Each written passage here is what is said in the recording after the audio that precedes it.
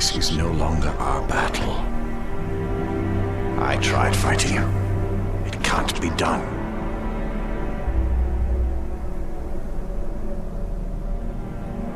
Could you really rest for all of eternity, knowing that you had the chance to stop him, but did nothing? Hello everybody, this is Snarist, and welcome back to the channel. This is the continuation of my Middle-earth, Shadow of Mordor, no upgrade run. And this is part 28, Lord of Mordor. And this is the final stretch of the game. Just a couple more videos to go. This one and the one after. And this is what I've talked about before in previous videos. Douche the Mountain has finally made a return after, I don't know how many parts, like 20 parts? Maybe a little bit more? I don't know why the hell this guy of all guys was my nemesis, but yeah, whatever.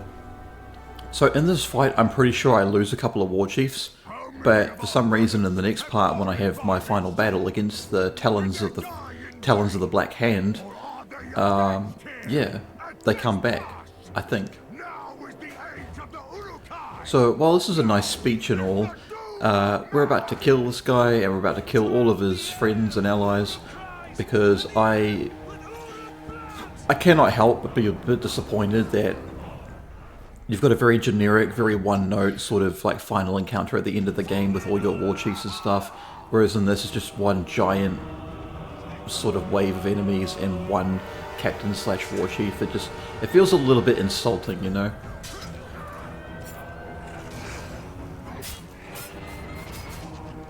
So anyway, I'm just kind of keeping my distance, letting my captains do all the work and all my warchiefs. I had no idea that they would come back for the final fight. I thought if they were dead, they stayed dead. Because I'm like, there's no way that all 5 of them go down to this horde and all 5 of them lose to this one captain. And be careful not to leave the mission area, because even if you get to the green circle on the outside, you've only got a little bit of time to get back in before you fail. So just stay in there as much as you can, but don't get caught off guard. If you can, keep away from the captain or the warchief or whatever it is you want to call him, whatever you're facing. So for me, I would have to stay away from the mountain and slowly brand and corrupt his own soldiers to turn against him, but I don't do that. So because it's just him and a few other allies left and the rest are being taken care of over there, the mountain seems to be going down very, very easily. So I counter and do flurry strikes whenever I have to, and there I go, losing one of my warchiefs. And I'm just keeping him perpetually locked in a cycle of never-ending flurry attacks. Oh, and there goes the Wrath Breeder. I don't know why he was a warchief, but whatever. And so I did a backhand that I can't even see, but he's that weak and pathetic, so whatever. And we go ahead and we execute him, and his allies are going to start running away.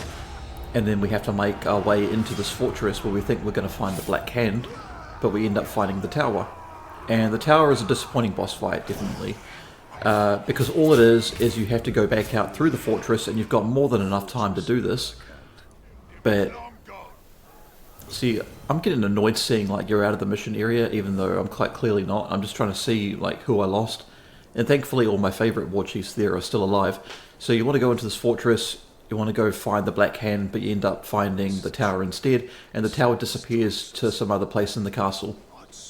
And he wanders around, usually to the right-hand side of the castle when you come back out into here, and he's going to be roaming around, and if he sees you, then he does like some sort of glaring attack where he does like a lot of damage to you. It doesn't kill you, but it still does a lot of damage, and you can't heal anywhere here, because there's no black plants or anything lying around, I don't think.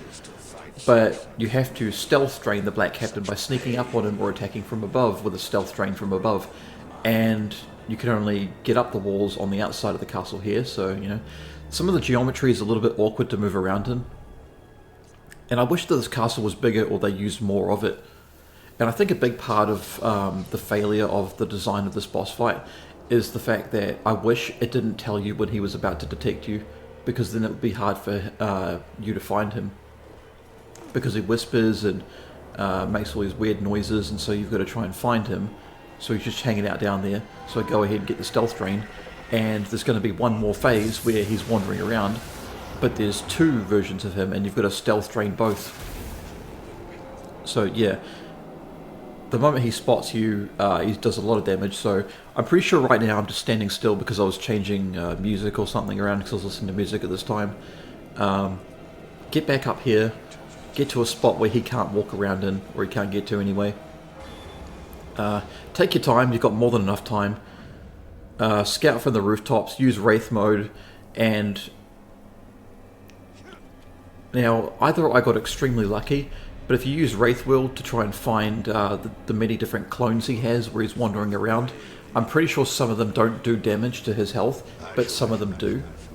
Like there's going to be 2 versions of the Black Hand that do damage to his own health, but there are others that aren't, or all of them will do damage to his health, but you have to pick and choose which ones you want to fight.